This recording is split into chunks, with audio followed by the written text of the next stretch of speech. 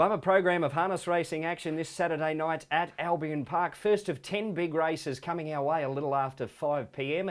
and some notable Winter Carnival performers will be the highlight of the program right throughout the meeting. So let's take a look at a few of the chances from our leading drivers, Nathan Dawson and Angus Garrard.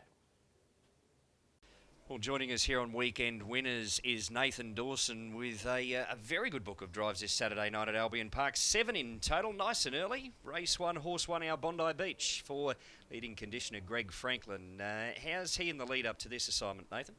Yeah, he's probably been going better than what his form looks. So he's got the good draw, and generally when he has a nice draw, he runs a good race. So I'm pretty confident going into it. He's got good gate speed, so we've got options there to pick what we want to let go if we want to let something go. He's been out of luck the last few starts there, plagued with bad alleys.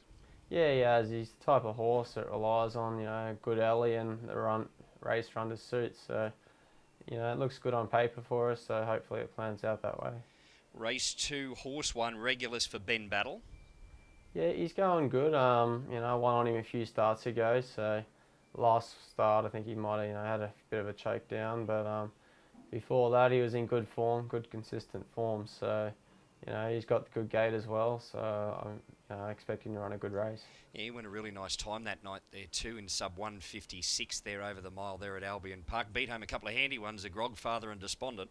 Yeah, he did. So he's got the draw and he's probably going well enough to take that type of race out. So hopefully it all plays out for us. Across to race 3, the very much in-form Flying Art for Donnie Smith. Yeah, I would have rather draw underneath Hemsworth, but it's just the way the cookies crumble. But he's going well, and you can't ask for more than what he's been doing. So he'll run a good race. Whether he's good enough to beat Hemsworth, we'll find out. He's been in good form since heading north from Victoria. You've driven him in a couple of those starts, resulting in that victory there in sub 55 over the mile there at Albion. Yeah, he's going good, and he's led in those. Whether we can lead, I'm not sure, but we'll have a good look and see how it plays out. Really good drive here for Ricky Alchin in the fourth event is Horse 7, which is Crunch Time, a last start Albion Park winner in 153 and 5. Yeah, it's a bit of a favourite of mine, Crunch Time. I like the way his racing style is. It suits me. So he's drawn out in gate 7, but he's got good gate speed and he's in good form. So if he produces his normal race, he should take a bit of beating. And of course, he's had the 2 looks at Albion Park here. He was out the back. He struck bothered there. He broke. He was beaten a fair way there on his local debut. But this win here last time around over the mile, as we suggested, 53 and 5, and he just left them for dead around the home turn. Yeah, that's what he can do, and I'm sure he's going to be better again this week with that under his belt, and he'll have a bit of confidence in his body. So if he does something like that again, he's going to take a lot of beating. In the 6th race, you're behind the 2 young Conqueror once again for Donnie Smith. Yeah, he's going well, probably better than what his form looks. I trialled him here a couple of weeks ago, and his trial was really good. So if he produces something like that on Saturday night with a good draw, he's probably a roughie, with a good chance. You can sit on the sidelines for the next couple and then go across to race 9, the 7, which is Garland Green for Steve Seeney. Yeah, he's good last week. He got away good and we made the most of it and put him on the front end. So, he's drawn out in 7 and, if he gets a bit of luck from there, he's going to be in the finish again. And of course, he gets back to mobile conditions there on Saturday night. He was a last start winner from the stand over the longer 26.47. Yeah, he's back. He doesn't have to do any chasing, so it's going to help. But just, where we end up, we don't really know from out there. Yeah, it was a pretty solid win, wasn't it? Beat home the Inform just a bit noisy, and then Kingdom Come in a pretty solid mile there for that longer journey there as well. So, yeah, you think he could go back to back? Yeah, I think he can. He's the right type of horse too. He doesn't need luck. He can make his own. So, I think he can go back to back. Beefy Benson in race 10 for Ricky Alchin, the last race of the night, very much in form as well. Yeah, he is. His first run up here last week was really good. He nearly run down Racy Roxy, and she's a top quality filly. So, he's got the good draw. If it does something like that, he should be in that race. Well, I sensed a little bit of favouritism there. Race 4, Horse 7, Crunch Time. Is he your best? Yeah, I think so. As I said, he's one of the favourites, and I like the style of his racing. So he's got good ability, and if he brings his best, he'll take some running down again. Tongue-in-cheek question. Any good wet trackers? I'm not really sure out of any of them, but hopefully some of them are. Yeah, absolutely. All the best. Thanks, mate. Well, Angus, some very good drives on Saturday night at Albion Park. 7 in total. Nice and early start with Kilago fresh up from a break in race 1 for Mark Ducks. Yeah, he's, as you said, fresh up. 7, probably a good draw for him if he's hard fit. You know, he's a rocket ship off the gate. But we'll just play it by ear on Saturday night, see how he feels, and we'll just drive him however he feels. Race 2, you're aboard despondent there for your dad, Darren. Yeah, he's been racing really well, Anthony, without a lot of luck. Is probably a better horse on the fence. So, you know, if we get the right trip, he's certainly in with a shot.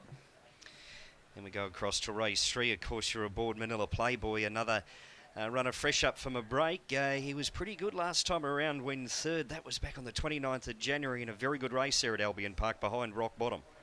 Yeah, you know, he was. He was probably a few niggling things going on then, and he probably wasn't up to his full potential for that run, but his last start before that and the trials in that prep was super.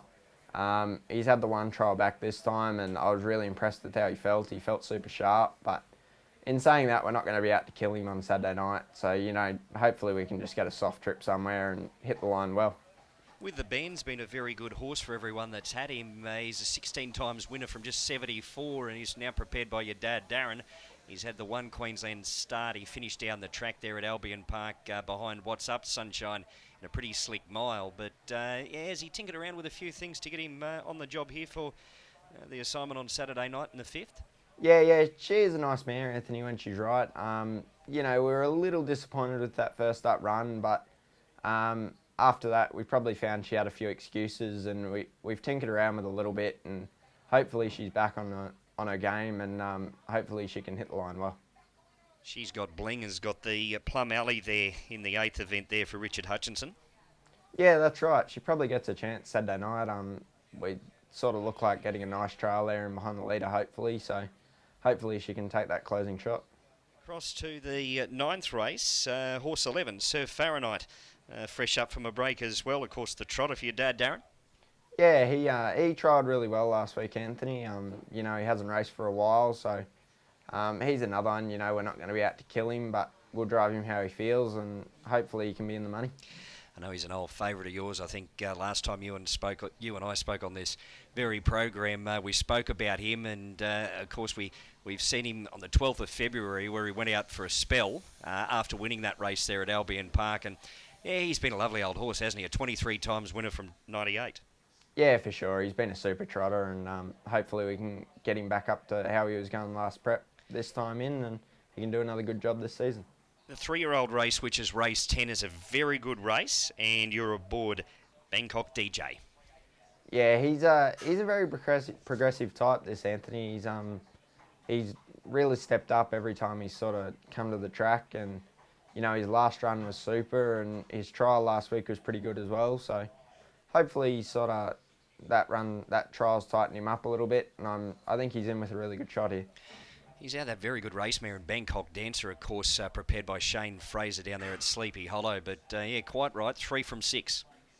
Yeah, that's right. He's he is a really talented type, and hopefully he can sort of keep taking those steps, and you can sort of mix it with the big boys come carnival time. Well, we need a winner, so what's your best? I do think Bangkok DJ can go pretty close in the last.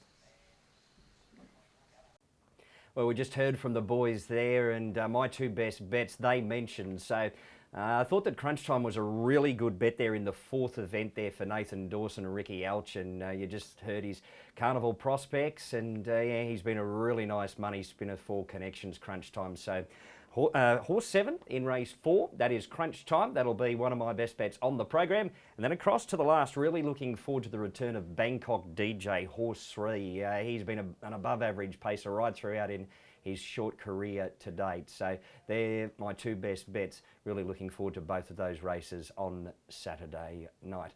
All right, good punting everyone. Gamble responsibly as always. The first of 10 from the creek. a little after 5 p.m.